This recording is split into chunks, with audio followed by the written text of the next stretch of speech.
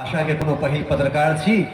101 नाम रहले है जैमें स्वर्गीय हरिमोहन झा सन विभूति के नाम रहलन है। तो ओई में जो हमरा पहिल बा ओई लिस्ट में या ओई सूच में जो हमरा शामिल करे छथि तो जान सकै छियै जे कतेक पैघ गौरवक विषय हेतै। हिंदी मीडिया में पिछला 10 साल से अपने लोग विभिन्न चैनल पर हमरा समाचार पढ़े देखने हैं।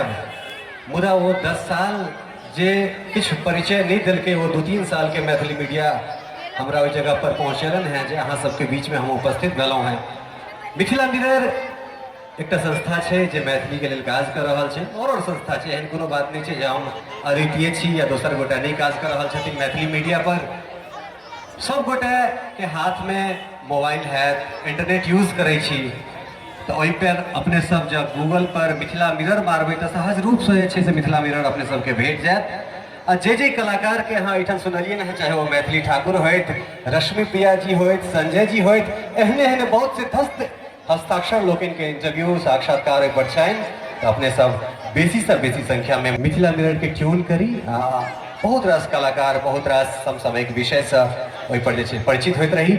एक बेर फिर से समस्त सम्मानित मंच नीचा में बैसल पितातुल्य श्री विजय चंद्र झा जी, जन प्रेरणा आ खास कर ऋषि भाई के बहुत बहुत धन्यवाद। सब गोटे के बहुत बहुत प्रणाम, आभार।